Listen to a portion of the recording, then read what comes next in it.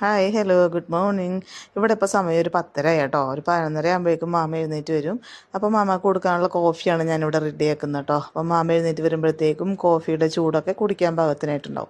ഇത് അറേബ്യൻ കോഫിയാണ്, ഇതിന് ഭയങ്കര സ്മെല്ലാണ്. അപ്പം ഞാൻ കഴിഞ്ഞ വീഡിയോയിൽ ഞാൻ പറഞ്ഞിട്ടുണ്ടായിരുന്നു എനിക്ക് ആദ്യം കെയർ ചെയ്യാൻ കിട്ടിയിരുന്നത് ഒരു അപ്പച്ചനും അമ്മച്ചിയാണെന്നുള്ളത്. അപ്പോൾ അമ്മച്ചിയെ മാത്രം കെയർ ചെയ്യാന്നുള്ളതായിരുന്നു കേട്ടോ എൻ്റെ ജോലി. അമ്മച്ചി അപ്പച്ചിയും യു എയിൽ തന്നെ സെറ്റിൽഡ് ആയിട്ടുള്ള ആളുകളായിരുന്നു. അമ്മച്ചി ടീച്ചറായിരുന്നു. അതിനുശേഷം ഇവർ കോട്ടയത്ത് നാട്ടിലേക്ക് വരിക. അവിടെ നിന്നിട്ടാണ് അമ്മച്ചിയുടെ വീഴുകയും കാലിന് ഫ്രാക്ചർ വരെയൊക്കെ സംഭവിച്ചു കേട്ടോ. അങ്ങനെ അമ്മച്ചിയുടെ മകൻ താമസിക്കുന്നത് എറണാകുളത്തൊരു ഫ്ലാറ്റിലാണ്. അങ്ങനെ അമ്മച്ചി മകനെ അങ്ങോട്ട് കൊണ്ടുവരികയും ആദ്യത്തെ ഡ്യൂട്ടി എനിക്ക് അവിടെ കിട്ടുക കേട്ടോ ചെയ്തത്. സത്യം പറഞ്ഞു കഴിഞ്ഞാൽ ഈ സുഖമില്ലാത്ത ആളുകളെ പരിചരിക്കുക അല്ലെങ്കിൽ മരണ വീട്ടിൽ പോകുക എന്നൊക്കെ പറയുന്നത് എനിക്ക് ഭയങ്കര പേടിയുള്ളൊരു കാര്യമാണ്. എന്നിട്ടും എന്തിന് ഈ കോഴ്സ് പഠിച്ചു എന്നൊന്നും ഇപ്പോഴും എനിക്കറിയാൻ പാടില്ല. അങ്ങനെ എന്താണെങ്കിലും ഞാൻ അവിടെ ആദ്യത്തെ ഡ്യൂട്ടിക്ക് പോയി. സത്യം പറഞ്ഞാൽ എനിക്ക് ഭയങ്കര ടെൻഷനും പേടിയായിരുന്നു കേട്ടോ. ഇതെങ്ങനെ ചെയ്യണം എന്നുള്ളതൊന്നും ഒരു ഐഡിയ ഇല്ലല്ലോ.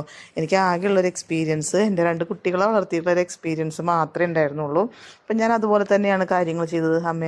അമ്മച്ചീനെ കുളിപ്പിക്കുമ്പോഴും ഡ്രസ്സ് വയ്ക്കുമ്പോഴൊക്കെ നമ്മൾ പിള്ളേരെ ചെയ്യുന്ന പോലെ തന്നെ ശ്രദ്ധിച്ചൊക്കെയാണ് ഞാൻ ചെയ്തിട്ടുണ്ടായിരുന്നത്.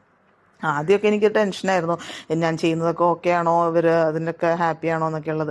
പിന്നെ എനിക്കത് മനസ്സിലായി. അവർ പറയാതെ തന്നെ എല്ലാ ദിവസവും ഞാൻ തിരിച്ച് ഡ്യൂട്ടി കഴിഞ്ഞ് പോകുമ്പോൾ അമ്മച്ചി എൻ്റെ തലയിൽ കൈവച്ച് പ്രാർത്ഥിക്കും, അമ്മച്ചി എൻ്റെ മക്കൾക്ക് വേണ്ടി പ്രാർത്ഥിക്കും എന്നുള്ളത് പറയും. അമ്മച്ചി എന്നും പറയുമായിരുന്നു, കോട്ടയത്ത് കിടക്കുന്ന ഞാനും എറണാകുളത്തുള്ള നീയും കണ്ടുമുട്ടുന്നത് ഒരു ദൈവത്തിൻ്റെ നിയോഗം കൊണ്ടാണ് എന്നുള്ള രീതിയിലൊക്കെ പറയുമായിരുന്നു.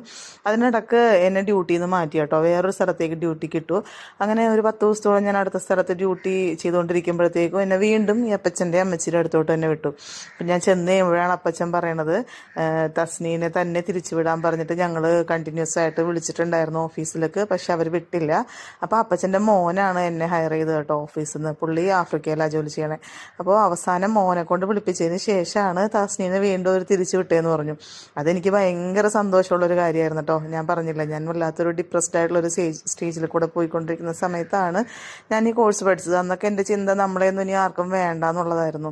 അങ്ങനെ ഒരു സിറ്റുവേഷനിൽ ഇങ്ങനെ എന്നെ ആവശ്യപ്പെട്ട് വീണ്ടും തിരിച്ചു വിളിച്ചു, അവരെന്നെ അത്ര വാല്യൂ ചെയ്യുന്നുണ്ടെന്നൊക്കെ അറിഞ്ഞപ്പോൾ എനിക്ക് സന്തോഷം ഭയങ്കരമായിട്ടുണ്ടായിരുന്നു, പറഞ്ഞറിയിക്കാൻ പറ്റില്ലായിരുന്നു കേട്ടോ. ഇതെൻ്റെ മാമ കഴിക്കുന്ന ഓറഞ്ചാണേ. മാമ ഓറഞ്ച് കഴിക്കും, തൊലിയെടുത്ത് ഞാൻ ഉണക്കി പൊടിക്കും. ഇതെൻ്റെ സൗന്ദര്യവർദ്ധക വസ്തുവാണ്.